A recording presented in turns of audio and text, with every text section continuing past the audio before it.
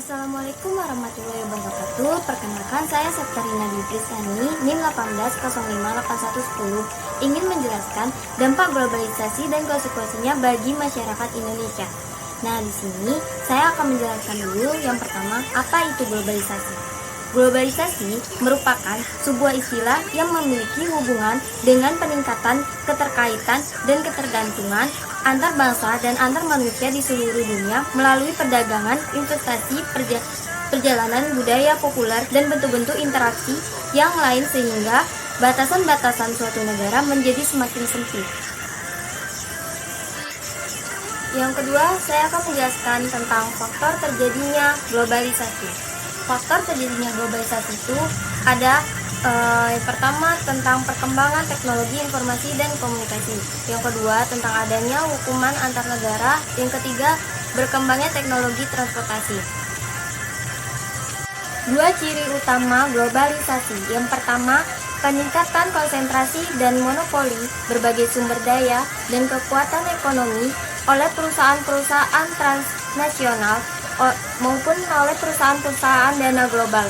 Yang kedua, dalam kebijakan dan mekanisme pembuatan kebijakan nasional yang meliputi bidang ekonomi, sosial, budaya, dan teknologi yang sekarang ini berada dalam yurisdiksi suatu pemerintah dan masyarakat dalam suatu wilayah negara, bergeser menjadi di bawah pengaruh atau diproses badan-badan internasional, perusahaan besar, serta ekonomi keuangan internasional.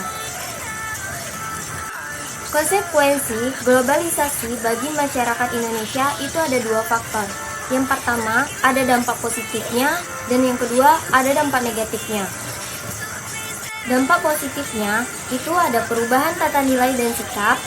Yang kedua, perkembangan ilmu, pengetahuan, dan teknologi.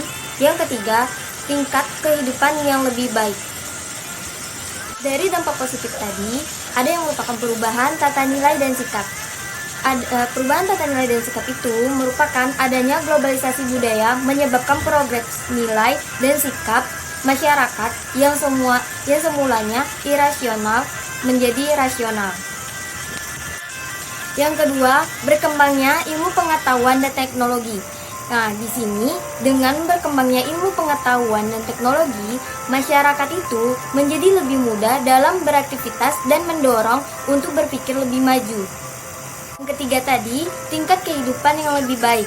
Nah, di sini dibukanya industri yang memproduksi alat-alat komunikasi dan transportasi yang canggih, merupakan salah satu usaha mengurangi pengangguran dan meningkatkan taraf hidup masyarakat yang jauh lebih baik lagi. Globalisasi juga memiliki dampak negatif. Di antaranya, dampak negatif yang pertama ada pola hidup konsumtif. Nah, pola hidup konsumtif ini berkembangnya industri yang pesat membuat penyediaan barang kebutuhan masyarakat melimpah. Dengan begitu masyarakat mudah tertarik untuk mengonsumsi barang dan banyak pilihan yang ada. Sebab itulah masyarakat berperilaku hidup konsumtif. Yang kedua, ada sikap individualistik. Masyarakat merasa dimudahkan dengan kemajuan teknologi membuat mereka merasa tidak lagi membutuhkan orang lain dalam beraktivitas. Kadang mereka lupa bahwa mereka itu merupakan makhluk yang sosial. Nah, yang ketiga dari dampak negatifnya globalisasi itu ada gaya hidup yang kebarat-baratan, di mana masyarakat sekarang ini lebih menggunakan gaya hidup yang kebarat-baratan. Padahal tidak semua budaya barat itu cocok digunakan untuk di Indonesia. Budaya negatif yang mulai menggeser budaya asli adalah anak-anak tidak menghormati kepada orang tua, kehidupan bebas remaja, dan yang lainnya. Yang keempat, dampak negatif dari globalisasi itu ada kesenjangan sosial, di mana apabila dalam suatu komunitas masyarakat hanya ada beberapa individu yang dapat mengikuti arus globalisasi, maka akan memperdalam jurang pemisah antar individu yang satu dengan individu yang lainnya. Hal inilah yang menimbulkan kesenjangan sosial di antara masyarakat tersebut. Sekian materi dari saya. Apabila ada kesalahan dan kekurangan, mohon dimaafkan.